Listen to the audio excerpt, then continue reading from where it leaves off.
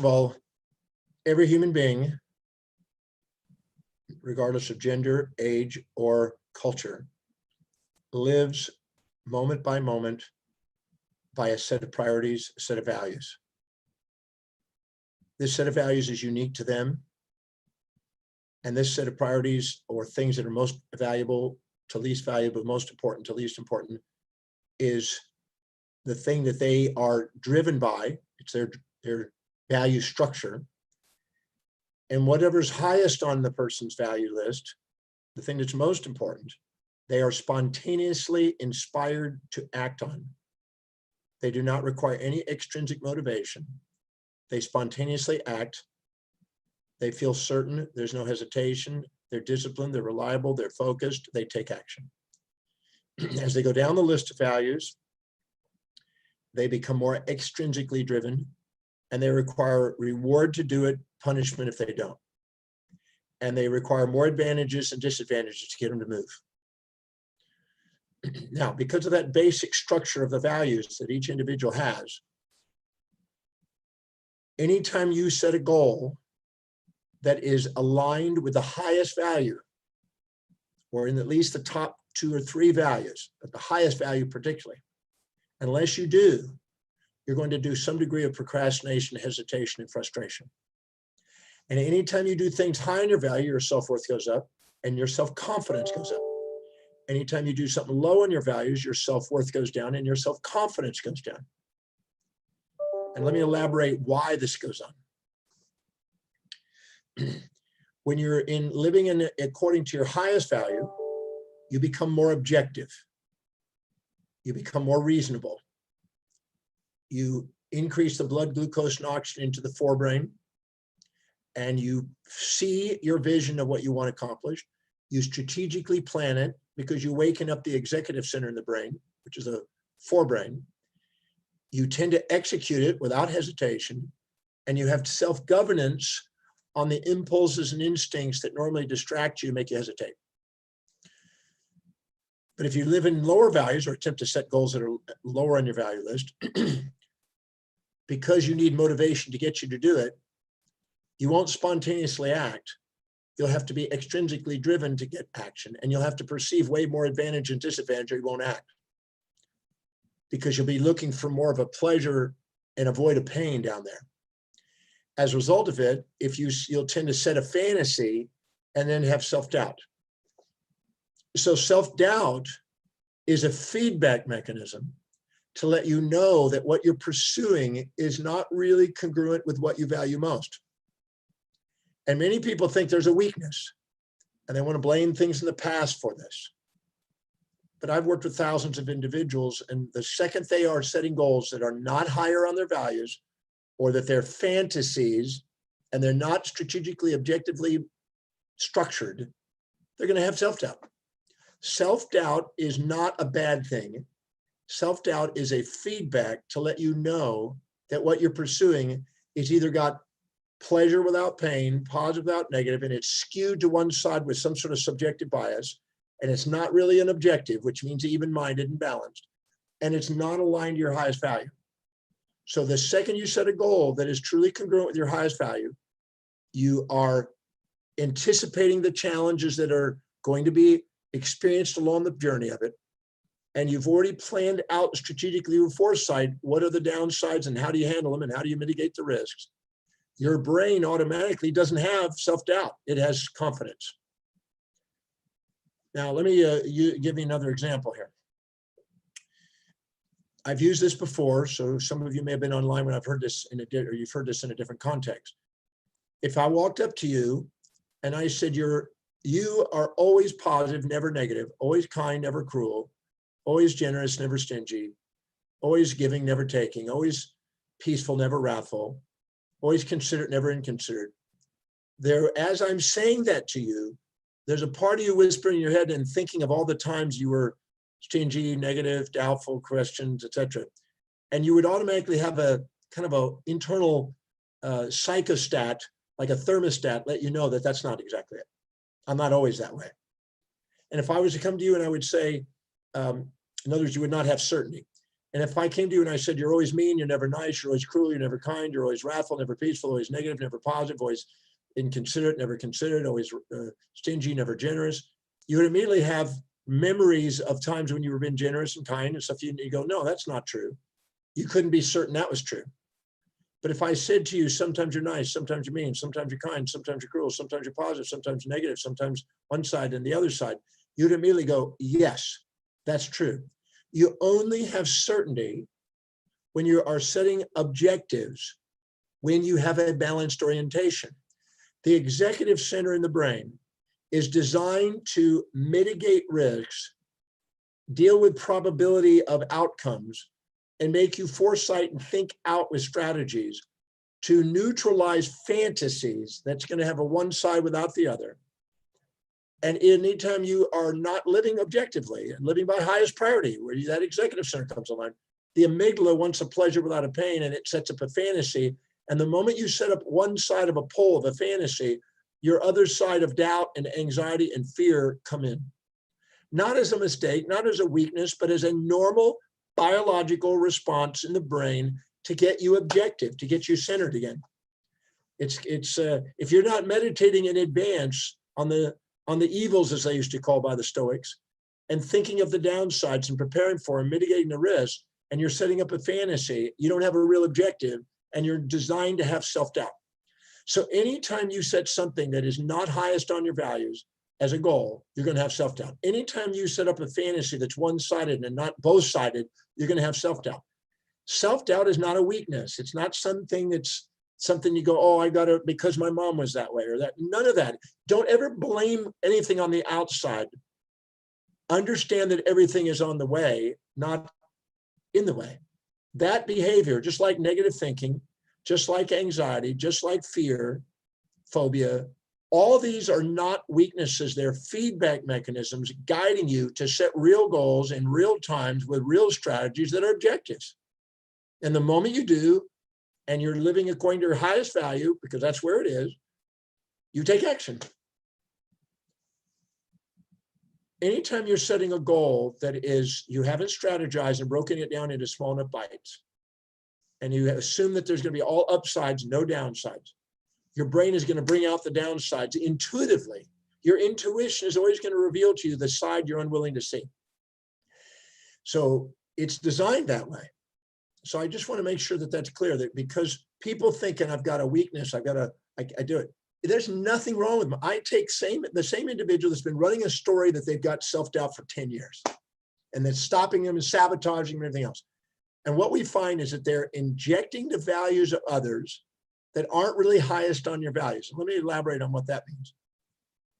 We've all been probably in some infatuation somewhere in our life where we've been really enamored, really infatuated, and put someone in a pedestal, and then stop doing what was normally important to us and gone into lower values and tried to meet their needs for fear of rejection, fear of loss of that person we're infatuated with.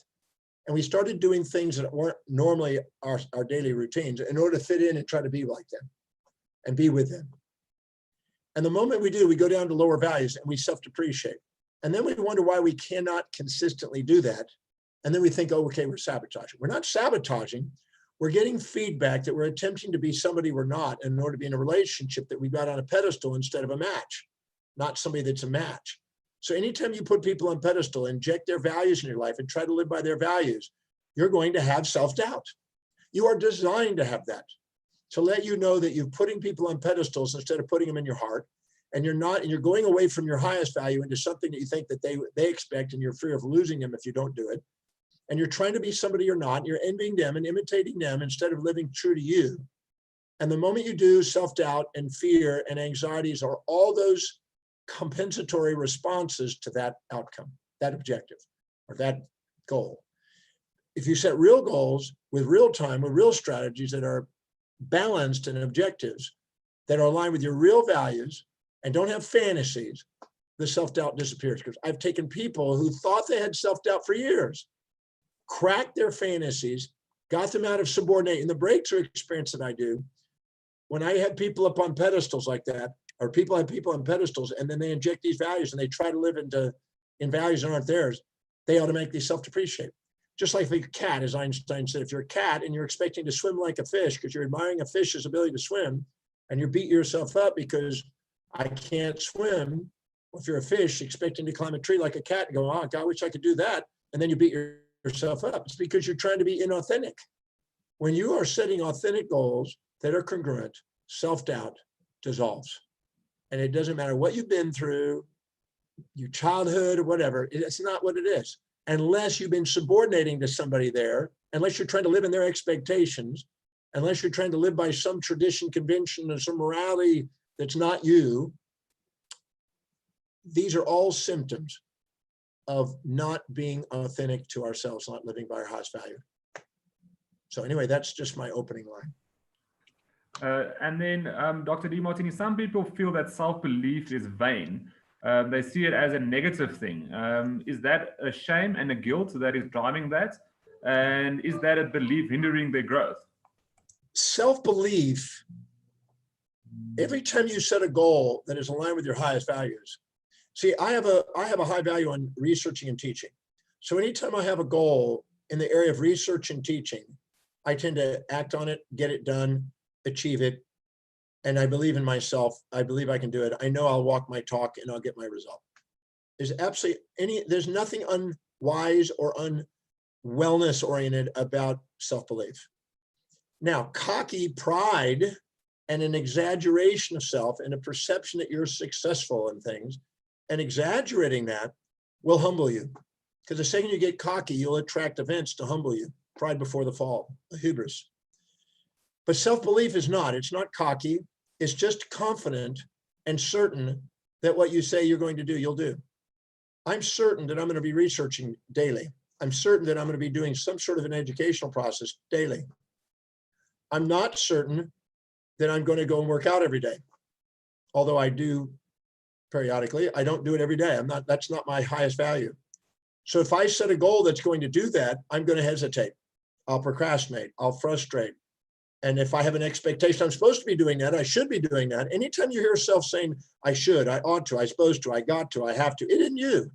It's an injected value by some outside authority that you may not have identified. And whenever you're setting those, you're guaranteed to make yourself self-depreciate and lose your confidence because you're setting your goal. Setting a goal is not really important to you. You just think it is. So self-belief, true self-belief is a healthy response. Nothing unwise about it. I have confidence and belief that I will do what I say when it comes to researching and teaching, but not cooking or driving or the workouts, although I do bid. It's not high enough on my values to expect that from myself. But if I have an expectation to do something that's low in my values, I'm going to have self-doubt. I'm going to depreciate myself. You are designed to depreciate yourself anytime you do low priority things.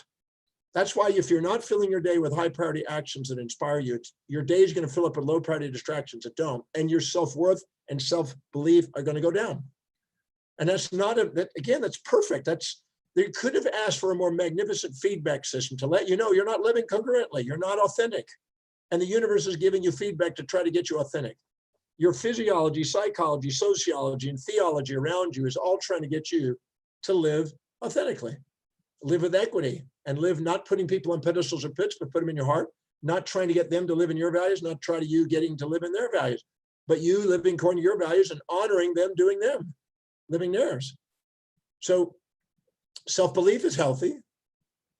Cockiness, self-righteousness, inflated pride, exaggeration of self will be humbled because it's not you. The proud you is not you. The shamed you is not you.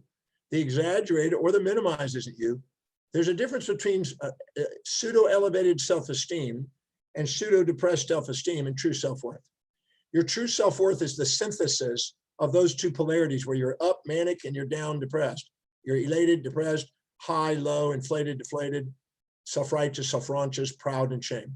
Those are the two polarities. Neither one of those are you. Those are personas, masks, facades that you're wearing, trying to cover up the real being. And true self-worth occurs at the center of where you are being yourself.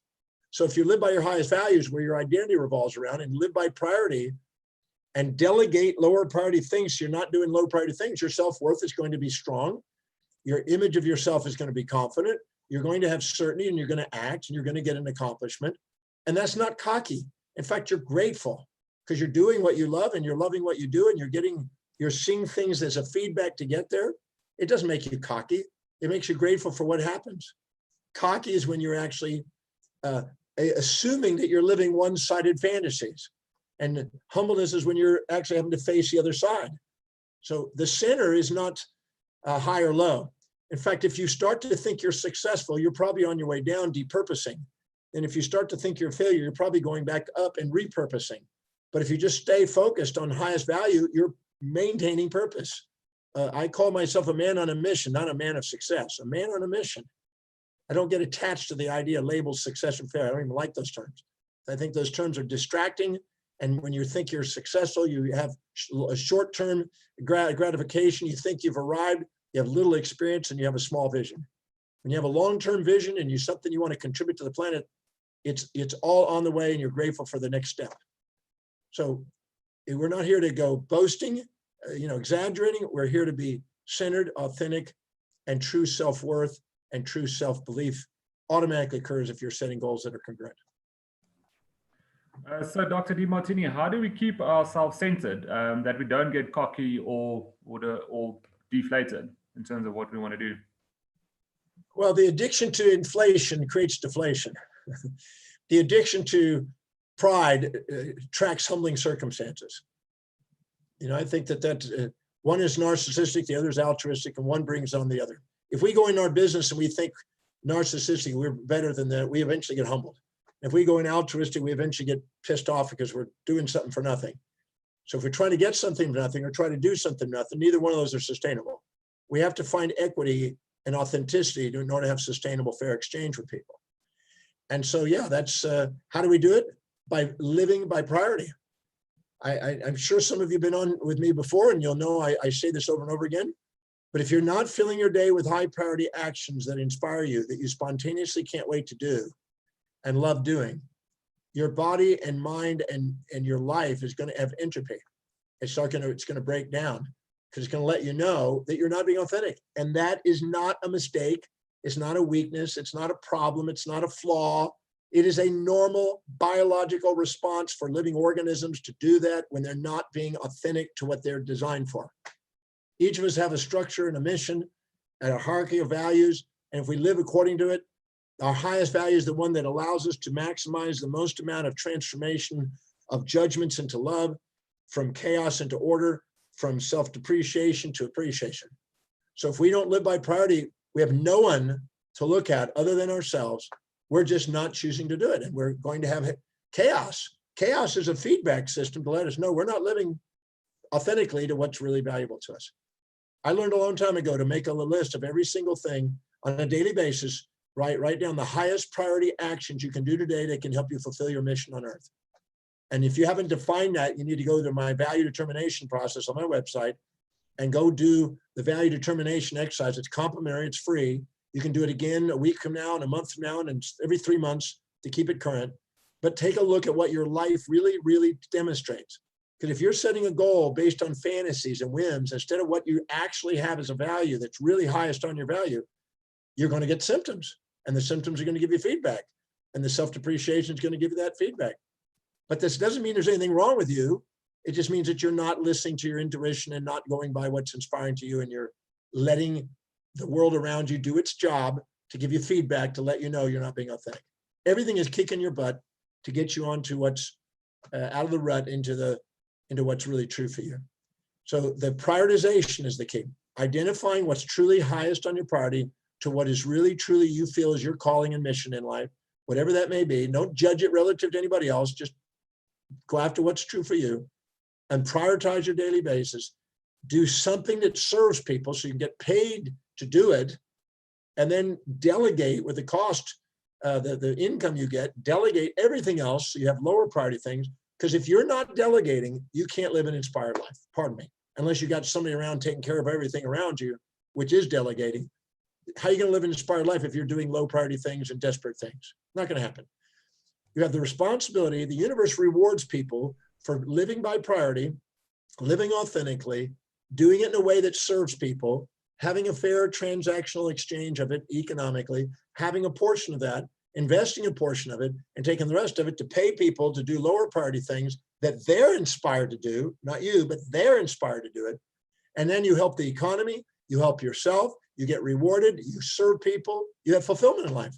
And it's deeply meaningful to be able to make a difference in other people's lives. So if you're doing something you really love to do and getting paid for it, you found your niche in life. And that does give you confidence and self-worth and all the things we're talking about. So self-doubt is not an enemy, it's a feedback. And I have to pound that into some people, because some people are so programmed by the self-help movement, the positive thinking movement, which screws people up because it makes them think there's supposed to be a one-sided world out there. Always nice, never mean, always kind, never cruel. Your grandmother tells you, be kind, don't be cruel, be nice, don't be mean, be positive, don't be negative.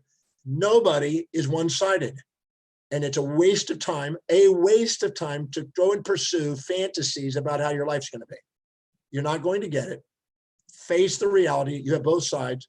Embrace it, use it wisely. Embrace your hero and villain. Embrace other people's hero and villain. If you support people's values, they're nice. If you challenge their values, they can be mean. Don't expect anybody to be one-sided. Don't expect any goals to be one-sided. Don't expect anything in life to be one-sided. It's got the pair of opposites. There's a dialectic in the pairs of opposites known throughout the ages, and all the wise individuals knew that. Be wise, understand it, set goals that are real objectives, which means even to neutral, and not polarized and not subjectively biased with one side. Our amygdala misleads us into the idea of getting a prey without a predator. Our objectives know that's not possible. You need prey and predator to have fitness. If you had prey and you overate and you had gluttony, you get no fitness. If you had a predator and you had emaciation and starvation, no fitness. But you put the two together, you get fitness. Maximum growth and development occurs at the border of support and challenge, positive, negatives, objectivity. So live by priority, live objectively, use your executive center, the forebrain, not your hindbrain, and quit going after fantasies that aren't really your values, and quit going after things that don't have strategies and you're not ready to handle the downsides. Or otherwise you're going to have anxieties, self-doubt, etc. And it's going to stop you from wanting to take action because you're anxious, because you're going after something that's not obtainable and you intuitively know it.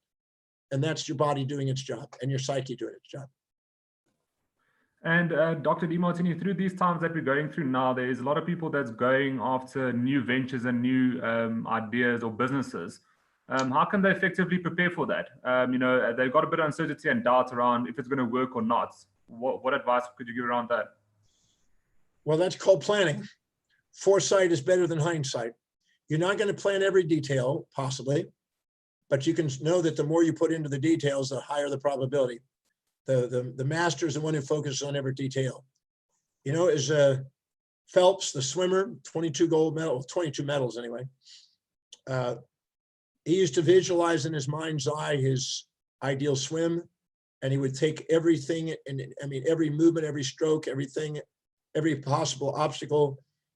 If there's a disturbance in the water, if there's anything that ever happened, he thought, how would I handle that? And how do I use it to my advantage? And if this happens, how do I use it to my advantage? How do I reduce this probability?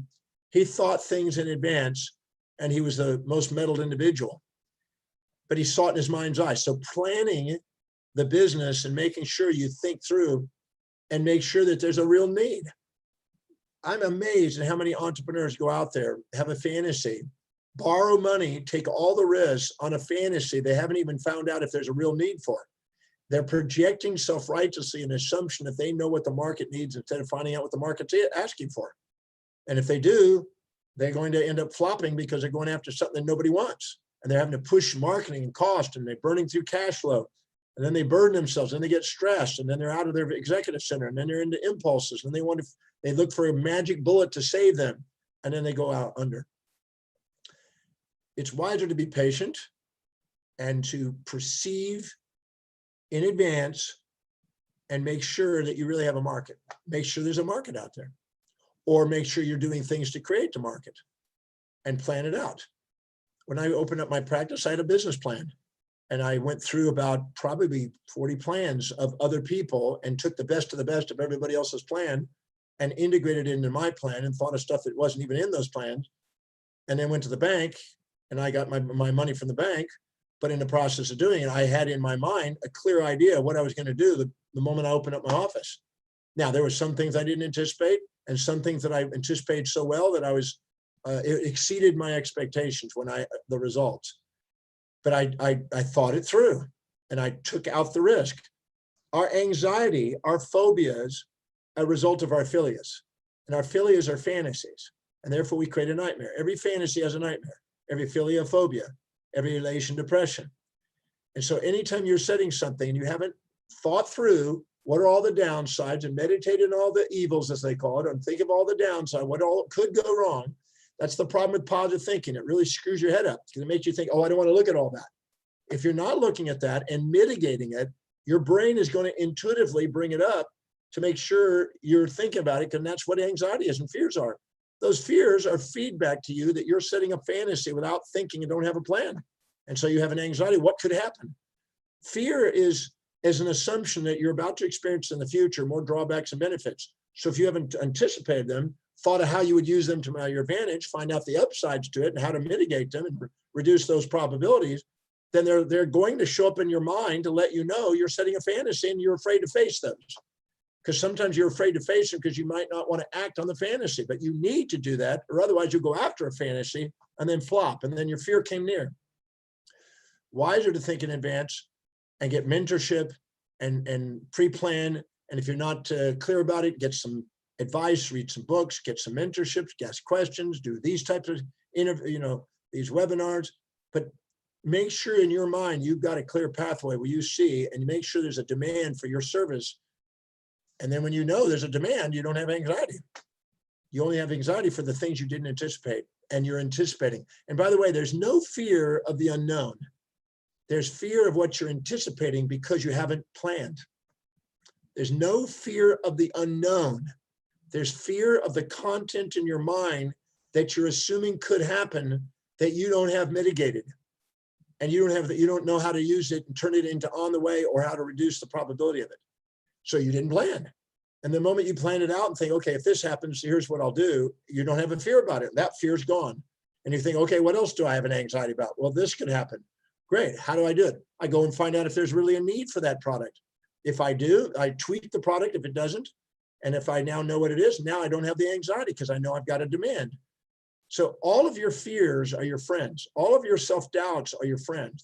They're feedback to let you know you haven't planned an objective, you haven't strategized it out, you're going on a whim with some degree of upsides without downsides, you're not anticipating those, and you don't have a real objective.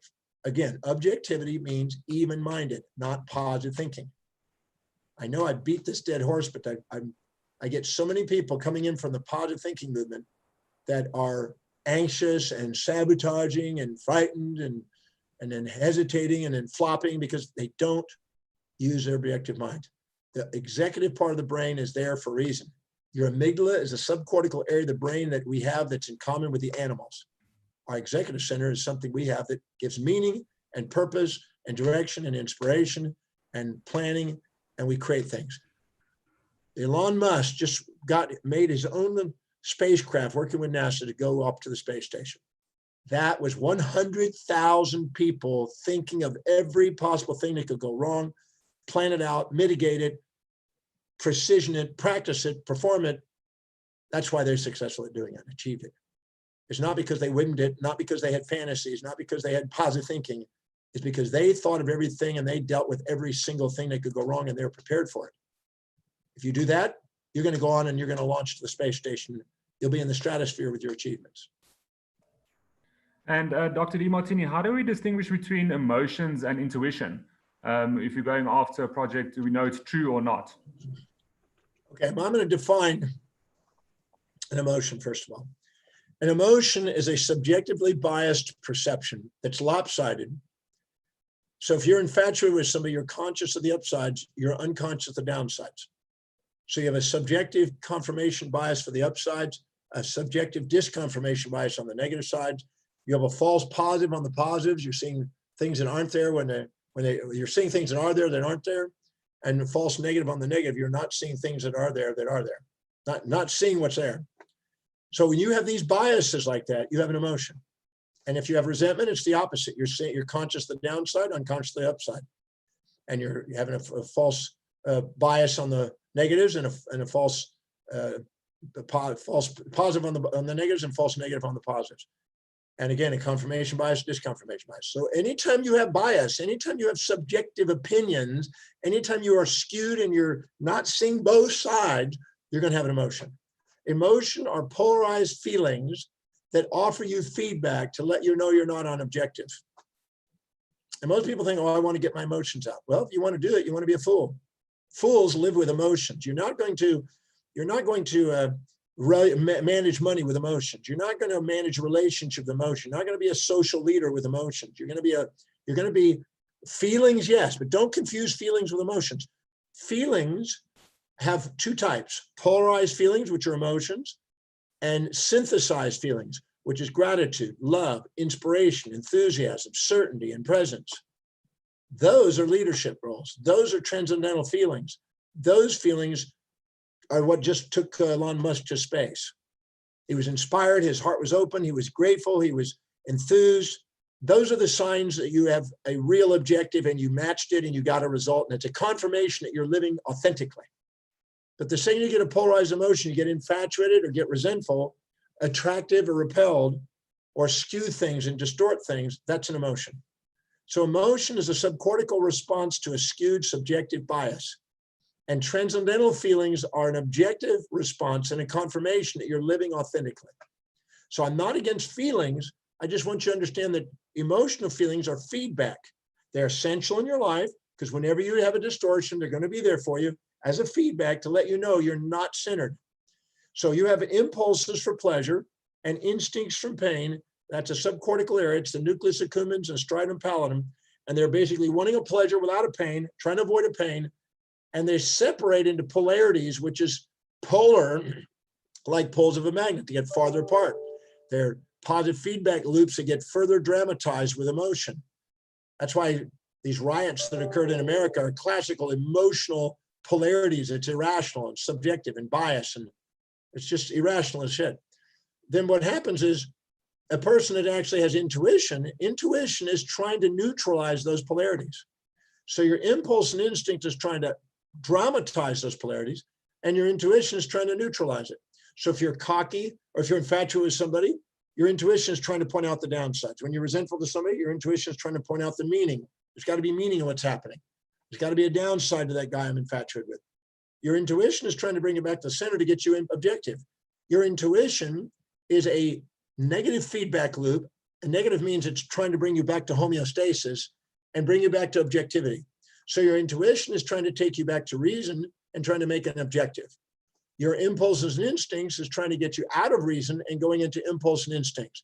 They're designed for fight or flight responses and rest and digest responses.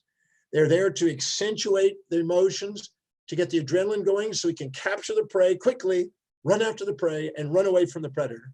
So if you're into fight or flight and rest and digest and you're highly polarized and you're subjectively biased, the world on the outside is going to run you because anything you infatuate or resent is going to occupy space and time in your mind and run you.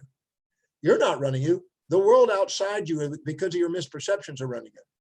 But the second you're poised and you're present and you're purposeful and you're prioritized and you're patient, you'll be productive. And in that state, that objectivity, your intuition is guiding you to do. But most people confuse feelings with intuition. No, it's a neutralizer of emotions. Intuition is a neutralizer of emotions. There's so much crap written about it, but it's a neutralizer. It's a negative feedback trying to bring you homeostasis and trying to bring you balanced life. It's trying to help you bring wellness, and it's trying to help you empower all 7 areas of your life. In the Breakthrough Experience People program, I'm distinguishing these two things, the impulse, the instinct, the intuition, and what it does to master all 7 areas of life.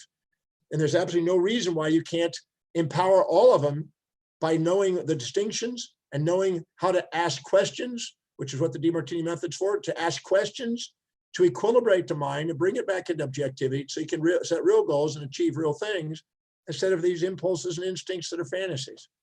So many people are impulsive and then it peters out. Weeks later, they give up on it. If you're having to be motivated to go after what you say you want to do, it's not what you want to do. I don't need motivation to do what I do. I get inspired daily to get up and research, write, travel, teach, even though lately I haven't been traveling as much. And Dr. Demartini, it's quite popular now that people say you have to get rid of your ego.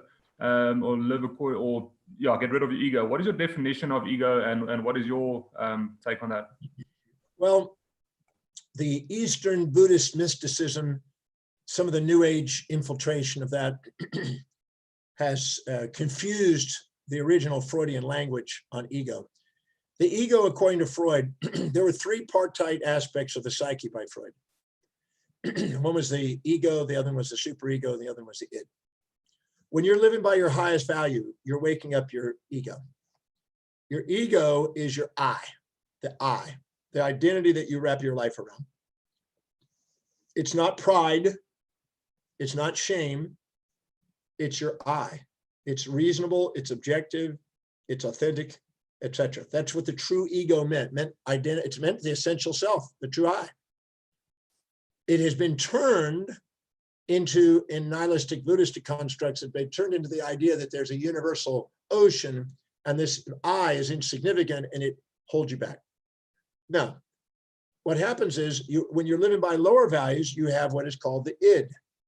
And the id, when you're living by lower values, you shrink your objectives. You don't go after objectives, you go after impulses. And it's an impulsive and instinctual center that's ungoverned and uncontrolled. And that's why they call it the idiot, because iota meant tiny id, tiny psyche, shrunken psyche. Because when you live by your highest values, you tend to achieve things and you tend to set to bigger goals and to keep setting bigger goals and building momentum. That was associated with an expansion. And the id was a contraction of psyche, of potential. Those are accurate. But because of misinterpretation, the superego, which was the injected values of outer authorities, that then makes you feel proud if you live by their values and shamed if you don't, confuse the false ego of pride with the true ego, because that's an inflated part. But when you're living by your highest values, you have self-worth and you can continue to go and expand who you are. But when you go proud, you tend to exaggerate what you do, set goals that are too big in too short a time frame, and then get humbled. The true ego doesn't humble you. It sets real objectives. The false ego automatically humbles you and you get pride. And it's that pursuit of the fantasy and the exaggerated that is the one that the Buddhists are really referring to, the false ego, and not letting that interfere with the true calling. Because the second you're objective, your human will matches the order of the universe, because you're not judging. You're not trying to change you relative to others or others relative to you. You're seeing things in order and you're grateful and you're using, in a sense, you're aligning with what actually is. Om Tat Sat, as the Eastern mystic said. In that state, you're graced, you're inspired, you take action spontaneously, you tend to achieve things, you tend to want to tackle bigger problems and solve bigger mysteries. You want to keep probing.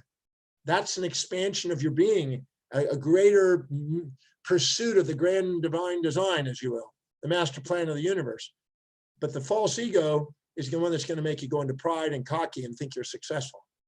A man on a mission or an individual on a mission is different than a person who thinks they're successful and cocky. So that's where the false ego has been confused. You need to get rid of that. But you don't. What it is a symptom to let you know that you're not living authentic and that you're subordinating and trying to live in other people's values. So that's a symptom that will get humbled automatically. You don't have to worry about it being humbled. It will be humbled. And it's there to try to get you back into your own center. When you're centered and not eccentrically polarized into pride and shame and exaggerated and depressed self-image or whatever, self-esteem, and you're really authentic with true self-worth, you grow. So your true ego is not something to be ridding yourself of. The false ego, which has been confused in all the literature, is a thing that people are saying you have to transcend. You have to sacrifice that animal nature for the angelic divine nature inside you.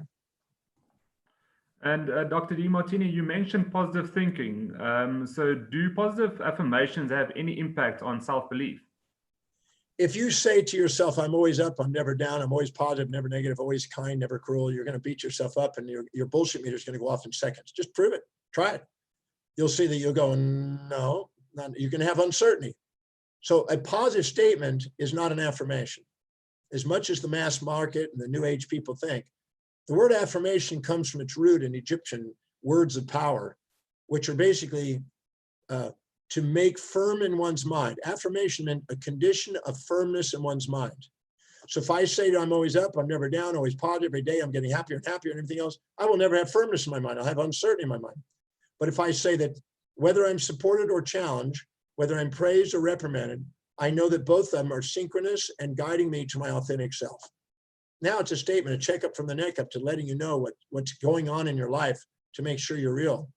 But if you say that every day in every way I'm getting happier and happier and happier, your bullshit meter is going to go off and it's going to go bullshit, bullshit. So that's not what an affirmation meant. And affirmations, look, what's happened in our world today, the masses believe that love, they've confused love with infatuation. They've confused enthusiasm with excitement.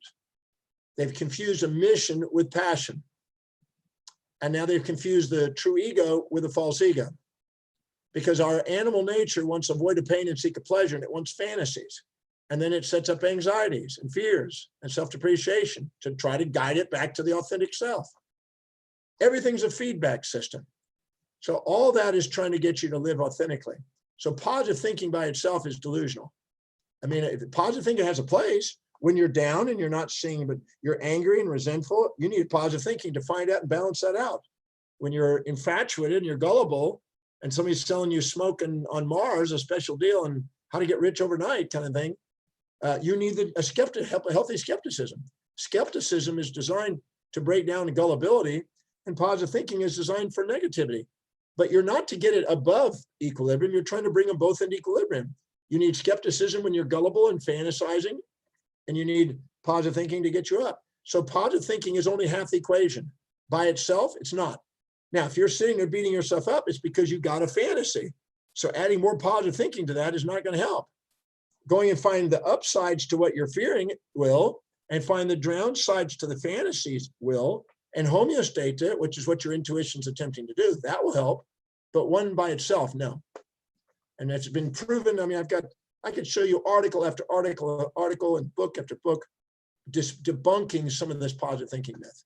So, and people say, well, weren't you on The Secret? And didn't you talk about that? I never said that on The Secret. Other people may have. I was trying to balance people even on that. I'm not a promoter of that. I stopped that when I was 30 years old. And I gave that up after 2-year research on myself about positive thinking.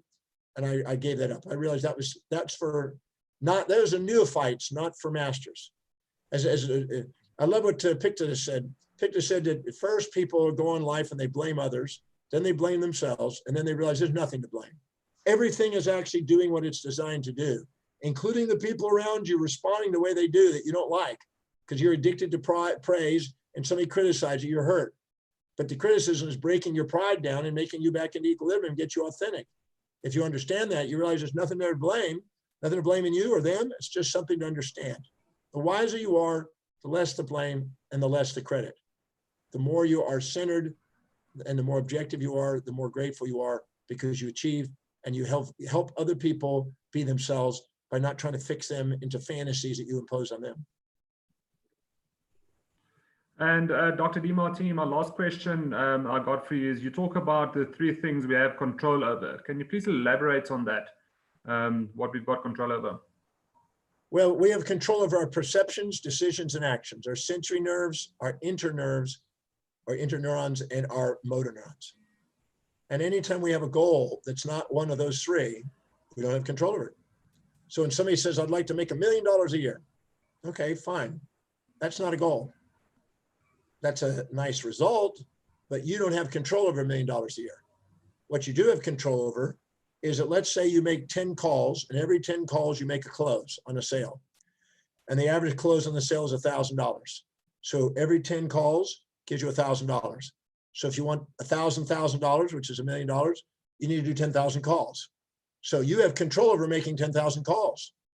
You have control over possibly how well you use your articulation and motor responses to word things in a way that matches their values to fill a need, and maybe increase the closing from 1 to 10 to 2 to 10. Then you have less calls to make. But you don't have control over the million. You have control over the actions that get you that million. You have control over the perceptions that it takes to get that million. And you have control over the decisions of the actions and the perceptions that get you there. If you're not going and doing what you love and filling your day with high priority things and delegating the rest, or you're not linking what you're doing with your perceptions So no matter what happens, it's on the way to help you fulfill that. You're not going to be using your potential to the maximum. So learning how to take control over the things you do have control over is the key, and not go after things that are delusions. You have no control over somebody else's actions. You have control over how you interact with them and how you can increase the probability of them being engaged in what you would like them to do if you give them enough benefits in their values to do it. But you have to look at what you have control over, and that's your perception, decisions, and actions.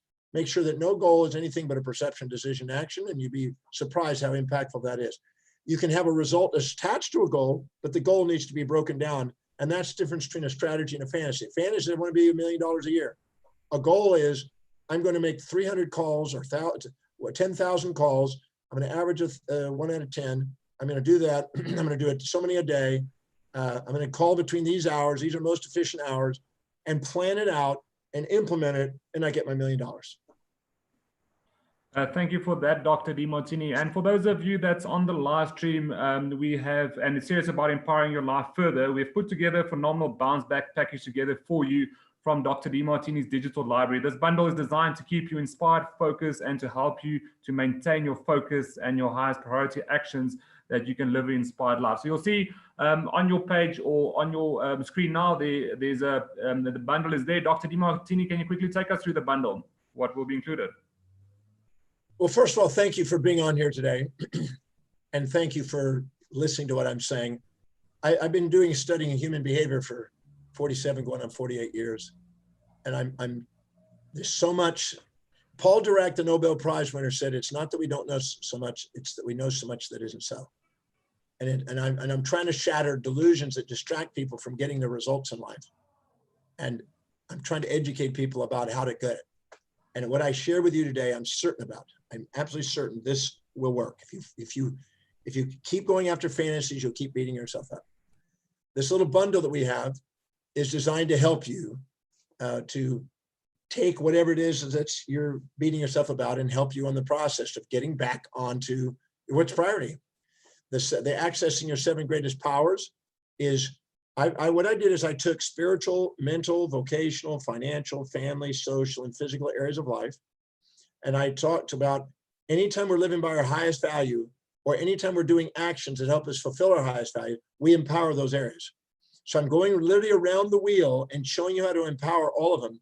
So you can go out and create original ideas that serve. You can go and grow a business if you want a business, grow wealth if you want it, develop a stable relationship, have social leadership, have physical vitality, and have an inspired life. So it's all 7 areas related to values and how to maximize the use of living congruently according to your highest values, and how to link whatever's going on in the highest priority actions in these areas to those values, so you increase the probability of doing it without hesitation. Very powerful program. The next one is adding years to life and life to years, or life to years. This is a live presentation I did on my ship where I live, and it's literally the most important things that I found from my research and my own application. For instance, caloric restriction to increase autophagy, to help detox the body, to maximize the fluid and fluid dynamics, the drainage of proteins out of the brain, the cardiovascular system, as all the things to maximize the longevity and the vitality. So you're getting more years and you're getting more vitality out of each year. It's a very powerful educational process. It's been still with me. I put it out a number of years back, and it's still been a big seller. The other one is building wealth, and this is the actual steps that a person can do. You'll see that it's set up in steps there. It's little steps you can do. That's not a quick get rich scheme. It's action steps and build it. And it's making sure that your psychology is not holding on to fantasies and not objectives and going after fantasies that undermine wealth building, because emotions destroy wealth and objectives build it. Strategies build wealth. So this is a strategy that can help you build wealth if you'd like to build your wealth. If you don't, which I don't know why you wouldn't, this will help you. And the other one is epigenetics and neuroplasticity. This is about how our perceptions affect epigenetics and how it alters the myelinization, the apoptosis neurodegeneration, and the neurogenesis in the brain, and how it's remodeling the brain epigenetically, and how it's creating symptoms in our body to maximize as a feedback to live authentically. And it's how it works. It's a very powerful program. We did that at Mensa, and we recorded that at Mensa. And it's a fantastic program on those 2 topics. So if you'd like to know how your physiology is trying to get you to get back in center and live authentically, here's how it works. The next one's mind over body. Explain how the mind is to override that body and to be able to not let things distract you. It's really about dissolving distractions. Purpose, life's driving force is about getting clear about what your purpose is and what exactly you're going to do on this planet. And it's looking at how your life has been guiding you all along, the feedback on all the jobs you've done, the people that have inspired you, the things you spontaneously do in your life. It's basically helping you get clear about what your purpose is on this planet. And that can evolve as you go along, and it will evolve along, but you want to keep at the forefront of what that is that's evolving.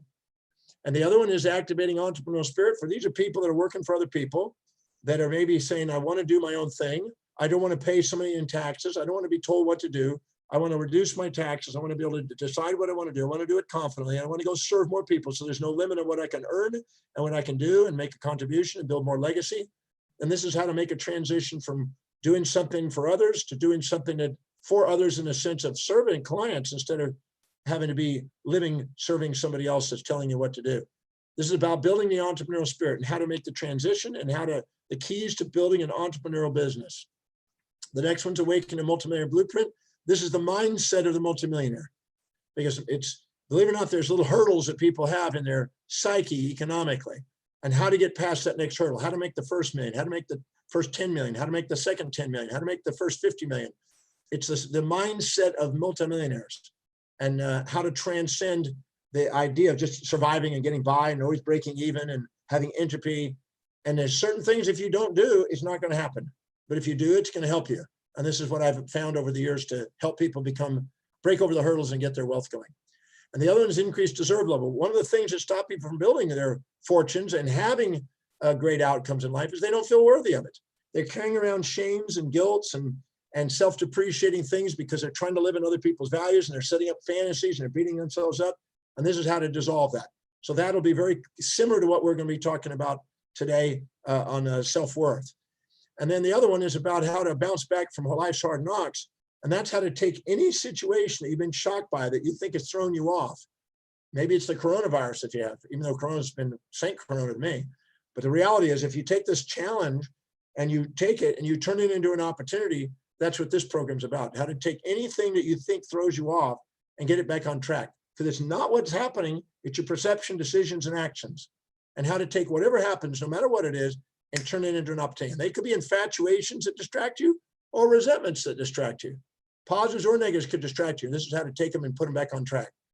And the last one is actually 2 volumes. It only has one there, but it's actually 2 sets. It's about 12 hours on everything I can give you on building wealth and financial success, financial achievements. So this is Secrets to Financial Mastery. This is one of my most common selling products. It's been out for a while, and it's an amazing product. And it's just literally 12 hours on how to build finances literally from scratch. The mindset, transcending illusions about money, and how to make sure you're prioritizing what you're doing to build wealth, making sure you're meeting market needs, making sure that you're saving and investing it, and strategies on investing, and everything. It's all laid out for you. So that gives you some ideas. And I really believe that all those pieces there, you can't listen to that without some of that sticking. And you can't, if you will just implement it, a little bit of it, it'll pay for itself easily. Thanks for that, Dr. Demartini. So if you want to take up that offer, please, you'll see in the comment sections, the link is there, but I'll also read it out to you. It's demartini.inc/beliefs. It will take you through to that package where you can take us up on that offer. It really is a phenomenal package that is exclusively available to you for you here today. Dr. Demartini, thanks again for your time. Do you have any last words for us on this topic we discussed today? Yeah, when I first was 27 years old, I was still into the positive thinking and still into the, impulse and elation kind of mode. And I kept getting slammed. It wasn't until I turned 30 when I finally broke that illusion. And my life became stabilized from that point on. Compared to what it was before, it was highly volatile. I go after fantasy. I try to be always positive, try to be nice and be always one-sided, and just get slammed and kept attracting events that were humbling me. And I thought that somehow there's something wrong with me. Please know, there's nothing wrong with you. Nothing. You've just been pursuing something that's probably a bit not congruent with what you really value. By finding out what you really value and set sail as captain of your ship and going after what's really, really important to you, you change your life. My life changed when I finally got that message. I've been doing an uphill game trying to educate people on that change. The masses want the opium. The masters know it's a fantasy. Let's get grounded. Please get the products. It'll help you get past those boxes, and let's get on to do something amazing. But just know when these things are happening, they're not in the way, they're on the way. Everything is on the way. And I look forward to seeing you in the next adventure we have. So go out there and do something extraordinary. Give yourself permission to do something extraordinary and prioritize your life every day. Makes a huge difference in your outcomes. Thank you for that, Dr. Demartini. And for those that joined us on this live time, thank you for your time and thank you for investing in yourself and that you are spending your time with us. Until next time, until next week, until our next live time with Dr. Demartini. Dr. Demartini, thank you for your time and we hope to see you again soon. Thank you all. Take care. Thank you, Emil.